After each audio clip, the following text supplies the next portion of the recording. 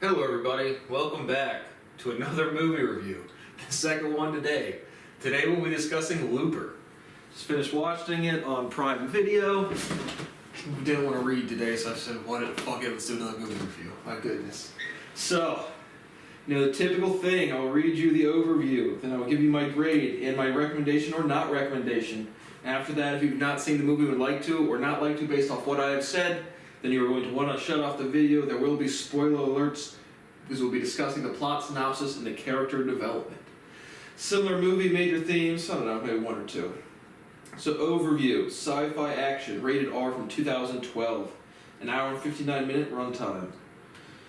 In a future society, time travel exists, but it's only available to those with the means that pay for it on the black market. When the mob wants to eliminate someone, it sends the target into the past, where a hitman known as a looper lies in wait to finish the job. Joe, played by Joseph Gordon-Levitt, is one such hired gun, and he does his job well, until the day his boss decides to close the loop and send Joe's future self, played by Bruce Willis, back in time to be killed. $30 million budget, 176.5 at the box office. 80% of Google users like this movie, 3.5 out of 5 on Letterboxd, still whatever the fuck that is, 93% liked it on Rotten Tomatoes, and 7.4 out of 10 on IMDb. So overall, frankly, I thought this was a different movie. There was another movie where you can do time travel that I thoroughly enjoyed, or I remember 20 minutes of it that I really liked. So I thought this was a different movie when I picked it, but turns out it wasn't the movie I thought it was. But regardless, I don't know, it was decent. Again, maybe if you're not busting out 2 movie reviews a day and you're on your, 8th movie in 5 days or something stupid. So I watch these things to make content, not dying to watch another movie. But regardless, I thought it was good action. Again, I don't mind the unrealisticness as long as there's something novel to the plot line, which there kind of was on this one. Kind of entertaining. Some of the parts were slow. The middle part of the movie was rather kind of slow, just 20, 30 minutes of not too much interesting stuff. So overall, I'll give it a B-. I'll put it in the entertaining range. Again, just people might like it a lot more if they're not watching a ton of movies. So, decent. Again, I like Bruce Willis. I like Jordan Levitt.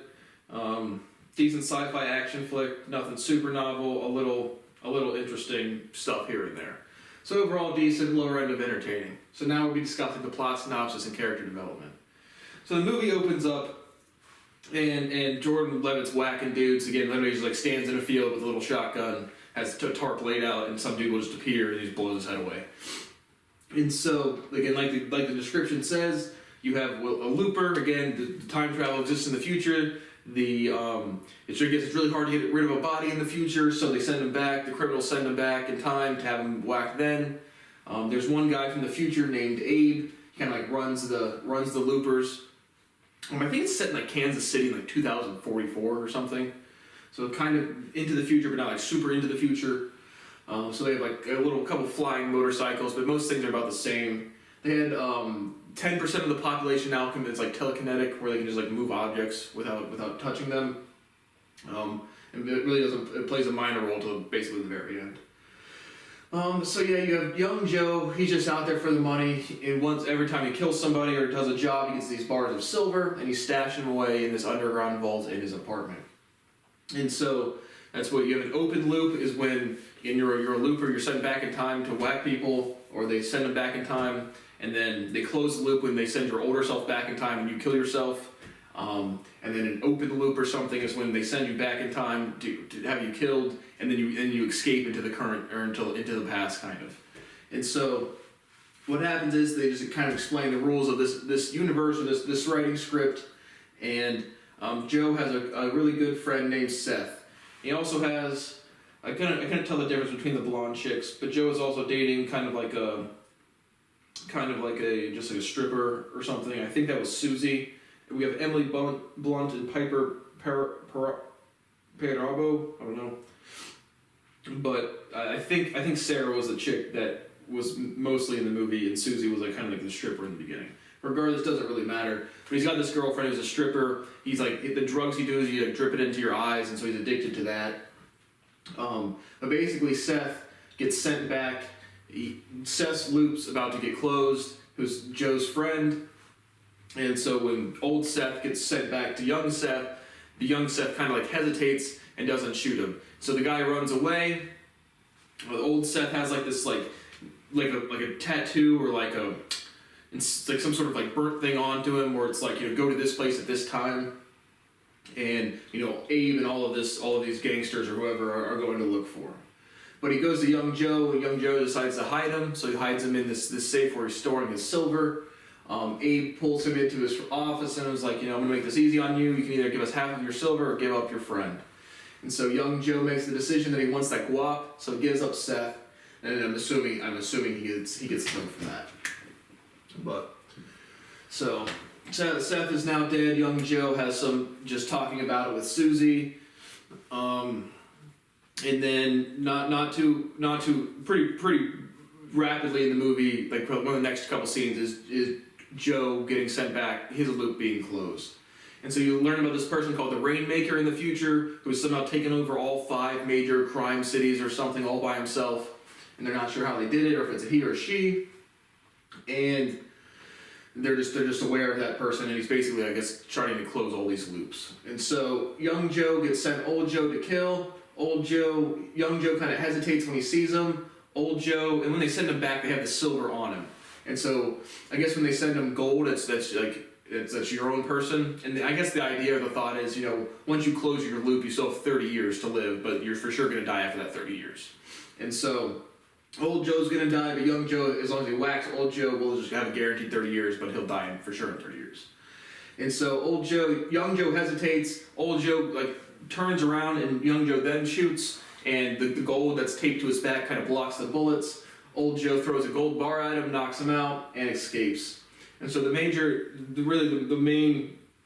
motif or plot development throughout the whole movie is the other loopers and Abe trying to find both Young Joe and Old Joe. If Young Joe can kill Old Joe, then Young Joe should be pretty much fine. You don't learn until later that he wouldn't be, and then Old Joe is coming back because he wants to kill the Rainmaker before he becomes this big terrible person.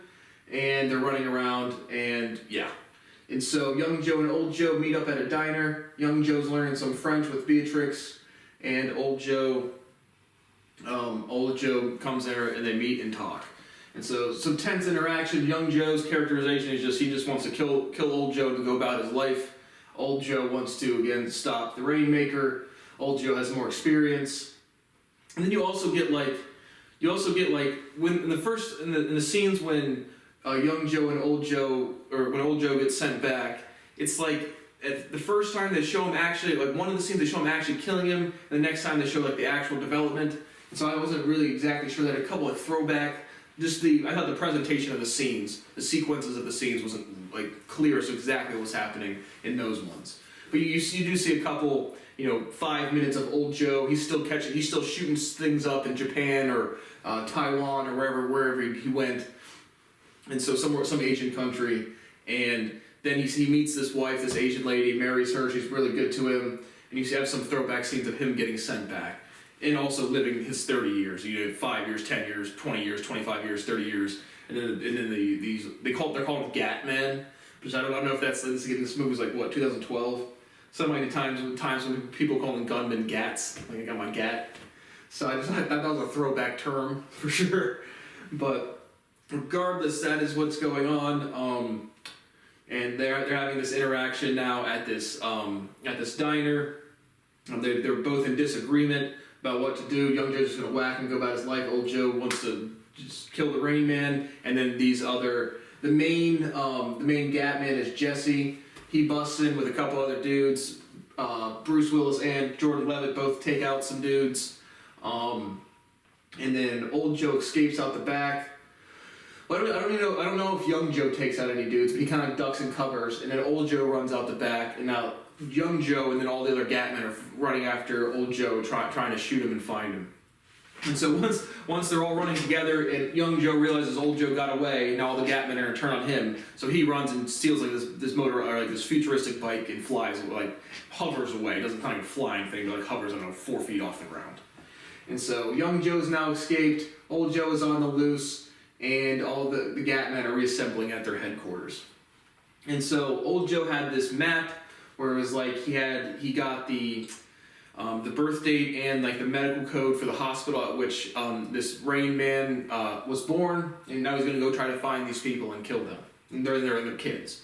So young Joe has torn off a piece of the map and has one location, and so young Joe knows that old Joe knows that young Joe will be at that location, so he's probably gonna go to the other two first. And it turns out it's going to be you meet Sarah and Sid. Sid is Sarah's kid, but Sarah gave him up as a child, so Sid thinks Sarah's sister, who's not in the movie at all, is her mother. But the relationship between Sid and Sarah is they're actually mother-daughter, or mother-son, and the son just was raised by somebody else, so doesn't call her mom. And so young Joe approaches there. Sarah threatens her with the shotgun. Young Joe goes through withdrawal. Once young Joe shows her the paper and sees the numbers, that's when she sees it's Sid's birthday and the hospital code. So she shoots him in the chest with like I don't know, like a deterrent shotgun shell, where it's not fatal, but it definitely scrapes you up. So they kind of go through a tense period there. They devise a little communication scheme with a little frog toy to basically just wait for old Joe to show up. And so old Joe, he goes and kills one young kid, and there's 3 people, and then he goes to kill the second one, which is a young girl, because they're not sure if the Rainmaker is a guy or a girl, and he just has these three birth dates and whatnot. And so he stakes out the young girl's house, breaks in to kill her, and Jesse is sitting there, and tases him, and then goes to take him into the headquarters. And Jesse's kind of on the outs because he messed up something, gets his hand broken, and so he's trying to capture both old Joe and young Joe, and ends up capturing old Joe. Because if they kill old Joe, then it doesn't really matter. The biggest problem is having someone from the past that's supposed to be killed running around or someone from the future running around in the past. And young Joe's just out because he fucked up. And so that's going on. Young Joe and Sarah boink one night. They bond over some boinkings. They talk back and forth, and then some scenes back and forth. Those are kind of the slower scenes, I thought, when young Joe was at the farm. And so they get Jesse goes to Sarah's farm. I guess it's a country farm, no neighbors, and young Joe is kind of like hiding in the house because if they can get away, Jesse will just leave. And so that does happen, where they have this like underground tunnel like from the house to like the outside of this field. So young Joe and Sid are able to sneak into that, and Jesse leaves for the time being. And so back at the headquarters, Jesse, I think that's when Jesse, I'm not exactly sure the time frame is when Jesse gets old Joe, but he brings him into the headquarters place, and then old Joe disarms the guards, kills Jesse. Then no, because Jesse dies kills whoever brought him in. There may be 2 different people, I don't know. But regardless, when Bruce Willis is at this headquarters for the loopers, he kills a bunch of them and escapes. And then Jesse, back at the farm, he returns after initially leaving and basically waiting for Joe to come out. And so Joe comes out, Jesse is ready to take him in as well, and then Sid sees this happening, and you do have one other scene that's important, where Sid is like screaming, having a fight with his mom, and then starts screaming, and his mom runs into a room and locks herself in a safe, and so you're not really sure at the point as to why that's going on. But then once Jesse's back in the house and pointing the gun at Joe, Sid comes down the stairs. Jesse doesn't know who it is, turns and points the gun at Sid. Sid trips, falls down the stairs, gets really mad, and then this is the only part of the movie where being telekinetic really mattered to any part of the plot. But Sid is like super telekinetic, so he gets really angry, and all of this stuff start rising up, and he just screams and blows out the windows and stuff, and Jesse is dead from that. So, not exactly sure the sequence from when Jesse was at the headquarters to when Jesse is at the farm, or if it's just 2 different characters. Gatman. And so that happens, and so now young Joe knows that Sid is the Rainmaker, so he knows both the headquarter people and old Joe are going to be coming there. Unbeknownst to young Joe, old Joe has murked all of the people, all of the Gatmen, or at least most of them. And the way it works is like young Joe, once he learns and realizes something, old Joe kind of learns it as well. So that goes on. Old Joe comes. Young Joe's tells Sid and Sarah to pack up and leave. So that's the point where young Joe's character changes from just wanting his life back to be as a hitman. Let's save the kid. Which is really the major theme is like no different than saying would someone go back and kill Hitler as a child? It's kind of like the writer's thought in my opinion as to where this movie came from. But regardless, Sid and Sarah start driving away. Old Joe's walking down this country road with his gun, starts shooting at him. They get out of the car and they run. Or Sid has another telekinetic episode and flips the car on accident because he gets mad or scared. And so they start running into the fields and Bruce Willis is chasing them. So now young Joe, he's kind of hobbling around. He's trying to catch back up, knowing that old Joe's going to try to murk him. And they get there, and they're right about to run into the cornfield. Sarah is telling Sid, run, I'll stand in front of you, take the bullet. Young Joe has this premonition, again, it's a sci-fi movie or whatever, or just he saw the sequence of events as what was going to happen. Old Joe was going to kill Sarah, Sid would have been an orphan, and thus created this Rainmaker person. And so, right as old Joe's about to shoot Sarah to get to Sid, young Joe decides to end the loop entirely and turns the shotgun on himself, shoots himself, and then old Joe no longer exists. So that's kind of the big resolution of the movie, is young Joe growing up from being super selfish to, how do we stop this big Rainmaker from occurring? Well, it's not to break up his family so he can be raised properly by his mom. And so that's really the finale or the resolution to the entire plot.